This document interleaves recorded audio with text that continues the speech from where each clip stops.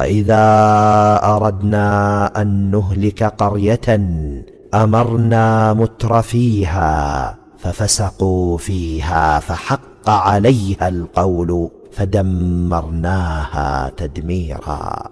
وأفسد آل سعود في الأرض مرتين وعلوا علوا كبيرا، وصاروا هم والصهاينة وجهين لعملة واحدة، فأخرج الله ما كانوا يحذرون وطفح على ألسنتهم الحقد على الدين. قد بدت البغضاء من أفواههم وما تخفي صدورهم أكبر. وعادوا لإظهار فسادهم الفاضح ونفاقهم الواضح بأقوى مما كانوا عليه. وسنة الله الجارية أن يعود عليهم بالمهدي حقا وصدقا، وإن عدتم عدنا. قال تعالى: وإن تعودوا نعد ولن تغني عنكم فئتكم شيئا ولو كثرت وأن الله مع المؤمنين. والعودة في هذه المرة إنما هو بفجر صادق وبالمهدي حقا وصدقا، وهو الذي جاءت به الآثار أنه هو من يطفئ الله به الفتنة التي أوقظت بتداعيات حادث استحلال الحرم، ويعيد للناس ألفتهم وبزارتهم التي أفسدت بعد حادثة استحلال الحرم، ويوقف الله به نزيف الاقتتال وسيل الدماء الذي أهلك العرب حتى وصل إلى الأماكن المقدسة في مكة المكرمة.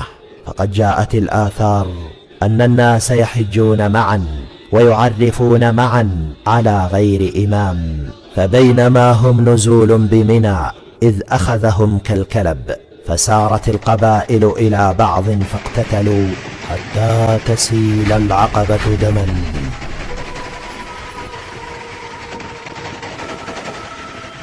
فيفزعون إلى خيرهم فيبايعونه بين الركن والمقام، ولا يراق في بيعته محجمة دم، لا يهرق دما ولا يوقظ نائما.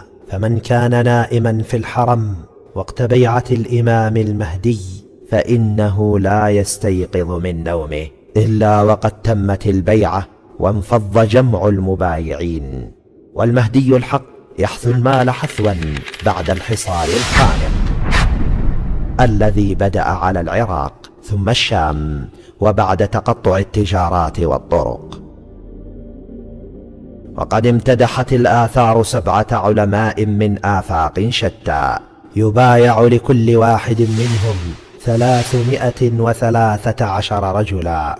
وجاءت الآثار أن خلص أنصاره المبايعين على عدة أهل بدر 310، لا يسبقهم الأولون ولا يدركهم الآخرون. وترتيب وتنسيق 7 العلماء إنما هو قبل تعرفهم على الإمام المهدي، فطوبى لمن سبق إليه، فقد آن أوانه وأظل زمانه. وهذا الجيل هو الجيل الذي يظهر فيهم الإمام المهدي عليه السلام. قال تبيع: سيعوذ بمكة عائذ فيقتل، ثم يمكث الناس برهة من دهرهم، ثم يعوذ آخر فإن أدركته فلا تغزونه فإنه جيش الخسف. رواه نعيم بن حماد. سيعوذ بمكة عائذ فيقتل، والعائذ الأول هو القحطاني الذي أخرجته حركة جهيمان. ثم يمكث الناس برهة من دهرهم، وأشار بقوله من دهرهم إلى أن الجيل الذي عاش فصول قصة العائذ الأول سيدرك قصة العائذ الثاني. فإن أدركته فلا تغزونه، فإدراكه أمر ممكن لتقارب زمن ما بين العائذين. فإن أدركته فلا تغزونه فإنه جيش الخسف.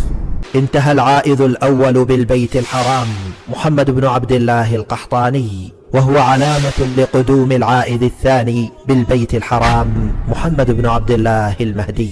من آل بيت رسول الله صلى الله عليه وآله وسلم، من ذرية ولده الحسن والحسين عليهما السلام، وهو الذي يملأ الأرض قسطا وعدلا كما ملئت ظلما وجورا، ويحث المال حثيا ولا يعده عدا، يقيم الله به الخلافة على منهاج النبوة، ويبايع له ما بين الركن والمقام.